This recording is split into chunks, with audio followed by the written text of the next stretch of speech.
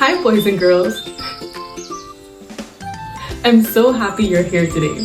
Did you know that there was a time when women couldn't vote in the Bahamas? Can you imagine what it would be like if only the boys in your class were allowed to make the rules? Well, that's how the women felt in the Bahamas a long time ago when women did not have all the rights that they have today. Before the year 1962, women in the Bahamas had no say in who ran the country. But there came a time when some brave women fought to change that. Today, I'm going to tell you the exciting story of the women's suffrage movement and how a group of women came together to fight for change in the Bahamas. But first, let me introduce you to the characters in our story today. Miss Mary Ingram, Miss Mabel Walker, Miss Eugenia Lockhart, Miss Georgiana Simonet, and Miss Doris Johnson. Let's go back in time and see how it all began. Okay, now let's get into the story. Our story begins with an amazing woman named Mary Ingram. She believed that women should have a voice in their country. But in the year 1949, her husband ran for parliament on the island of Anagua and he lost. But Miss Mary Ingram believed that if women had the right to vote in this election, then that would not have happened. She thought if women could vote, maybe the results would have been different. So Miss Mary Ingram, along with Miss Mabel Walker, they started speaking up. They wanted women to be able to vote just like men.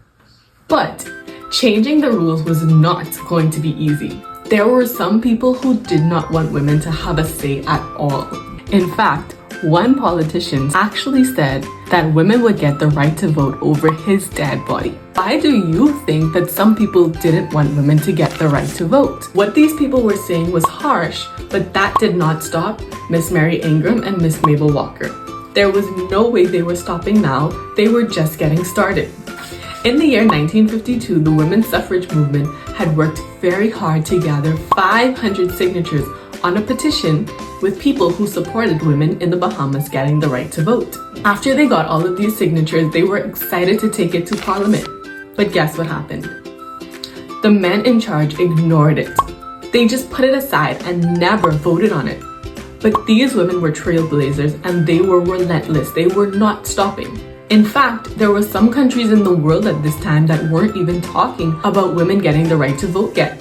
They pressed on because they knew that this fight was too important to give up. What they were doing would change the lives of women in the Bahamas forever. They had to keep going. Between 1951 and 1952, the women's suffrage movement really began, and Miss Mary Ingram became its president.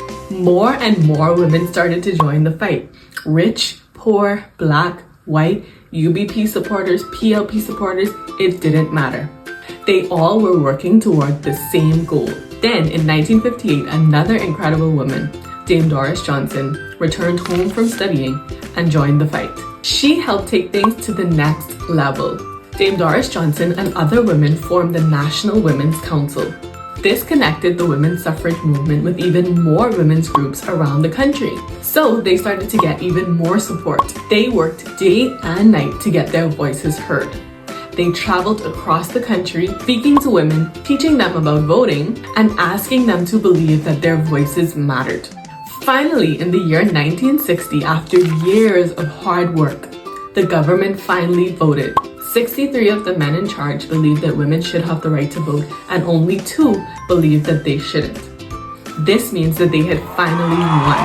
Women were going to get the right to vote in the Bahamas. The fight was won, but there was still one more challenge: getting women in the Bahamas to actually vote. For so long, they had been told that their voices didn't matter and they had no place in voting and politics. The women's suffrage movement worked even harder. By getting out there and teaching women how to register to vote, women started to believe that their voices mattered.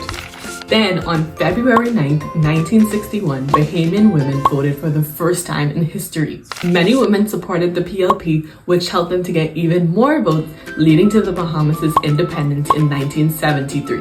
The women's suffrage movement proved that no matter their differences, when people work together, they can change history. Because of Miss Mary Ingram and the women's suffrage movement, Bahamian women today can vote, they can run for office, and they can lead the country. Miss Mary Ingram saw that something in her country wasn't right. She decided to fight for it. If there was one thing that you could change in the world right now, what would it be?